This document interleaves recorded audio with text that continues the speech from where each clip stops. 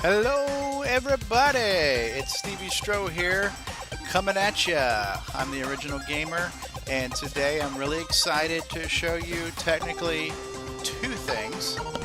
Okay, Megan, you're kind of in front of me right now. If you want to make a silly face, make it at the camera, don't make it at me. You want to make a silly face? Alright, Megan wants to make a silly face. Alright, and I'm going to need you to come back in a minute when we're ready to say peace out too, okay? Alright, so what are we showing off today? We are on the iPad, and I am showing you the Activision Anthology collection. 45 Atari 2600 game cartridges made by Activision from the early 80s. This is an incredible collection. You can get all these games for about $7, and they are completely, faithfully, accurately reproduced exactly as they were back in the day. So I'm going to show you some of my favorites. Now, what I actually have connected to this is a controller that's called the iCade controller, which is an arcade joystick for the iPad. And I also put up a product review of this iCade controller, so you can check out our playlist that's called Product Reviews, and you can see what this thing looks like and how we hooked it up. So I'm going to show you a couple of games. One of the most infamous, one of the most legendary and classic games by Activision was Pitfall for the Atari 2600. So let's go ahead and fire this puppy up, and let's take a look at good old Pitfall Harry. This is it. This is the game.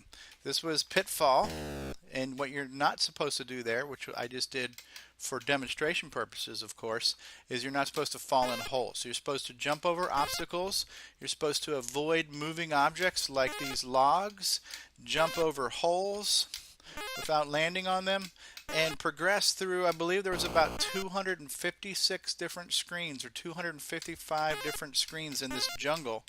And the pit swing was one of the many challenges you had to do. Crossing over alligators was another challenge. This required timing and placement. You have to kind of jump, land on their eyes, wait for their mouth to close, take a step back, do it again. If you're really slick, you might be able to do a little parkour action here and do all three at once. I am not that slick. Oops, as you can see there, I just got hit by a log. All right, so this is the original game. Pitfall was an amazing game, still is in my opinion, but when it came out, this game just took the world by storm. Everybody had Pitfall fever.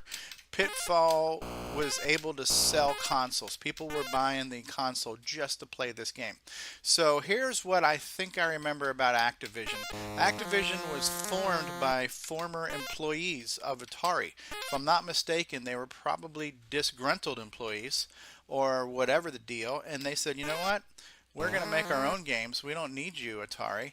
And they ended up making games better than Atari could make. Activision games were the bomb diggity back in the day, as I'm using all my hip-hop vernacular here right now. And so this game was just awesome. I love Pitfall. But this isn't the only game that's in this collection here. There are 45 games. Some of them I've heard of, some of them I haven't. But what we're looking at here is the original Pitfall, which I'm extremely nostalgic for, and I'm just kind of enjoying playing here on the controller. Look out for that hole! Oh, I hate it when that happens. So let's get out of here. I can't see Megan. Let's go back to the main menu. 45 different cartridges, but let me show you a cool feature here too. You also could pull up the game manual, and this showed you, this is the full little booklet that would have came with the game. They scanned it. Very good, very clear, easy to read, very colorful. You got to see everything about the game. I remember playing these games. I don't remember ever reading the books. So I've actually learned more reading these manuals now 30 years later than I knew back when I played those games. But the coolest thing, I think, which was seems to be a recurring theme here with these Activision games, is that the last page of these manuals was a note from the author. The programmer who made the game gave a little page talking about some tips and tricks on how to play the game, and I thought that was really cool. So this is a picture of David Crane, the creator, designer of Pitfall from the 80s. Looks like he was a young guy back then. I was a really young guy back then. And it's really cool. So he talks about how to do it, tells you how to play the game, how to do all kinds of cool stuff. So this is one of 45 cartridges that comes with this system. $7 for 45 games. Not a bad price. You can see here that you have a nice little theme here where it looks like the games are connected to an old television. The fact that I can use the iCade controller with this is a cool feature too. What is that? That's a game called Pressure Cooker, Megan. I don't remember ever playing this game, but it looks like a little chef. Matter of fact, it looks like the Swedish chef from the Muppets. Atlantis is Activision's version of Missile Command. And so you had stuff that flew by, and you had to try to shoot them down without getting your guns destroyed by the flying by spaceship thingies. So this was a very popular thing that started in the 80s and still happens today. If somebody makes a good game, somebody else is going to make a clone of that game. And nowadays it happens on the Android and iPhones all the time, right? If you've heard of a game called Minecraft, you've probably seen some Minecraft clones. If you've heard of Five Nights at Freddy's, guess what? There's Five Nights at Freddy clones. So when somebody makes a good game, somebody else is going to make a copy of it. And I remember this game here, Demon Attack. Demon Attack was inspired by a game that was called Phoenix. So there was a space shooter called Phoenix where the bad guys, the spaceships, they were kind of like these cool looking birds. They would kind of materialize onto the screen. So this is Activision's spin on that game. This one's called Demon Attack, so they're demons. And the cool thing about this one was just how they kind of came together on the screen. That was such a cool visual. Games were not doing it at this time on Atari. So, cool game. So, Freeway was inspired by Frogger. Frogger was a game where you had to get a frog across the street. Well, guess what this one is? This is a chicken that has to cross the street. Why did the chicken cross the road? Well, because he needed to get to the other side. So that's what we're doing here, folks. We are trying to cross the street here. The thing I don't remember, because I haven't played this game in a long time, I don't remember there being two chickens on the screen at the same time, because that's really messing with me. I have the reflexes of a sloth on Prozac, and I'm having a really hard time doing this right now. Do sloths even take Prozac? I'm not sure. So, anyways, let's get both of my little chickens down here. Let me see if I can get them both in the same spot. So this was a challenging cross-the-street game, and guess what you got to do? You got to cross the street. And guess what happened? If you made it all the way across the street, you started over. And you got to cross the street again. But Kaboom had this dude up top. He was like your typical bad guy burglar, right? He has the striped shirt on, he's got the mask, and he drops bombs. And your job is to catch these bombs with buckets of water. And you moved back and forth.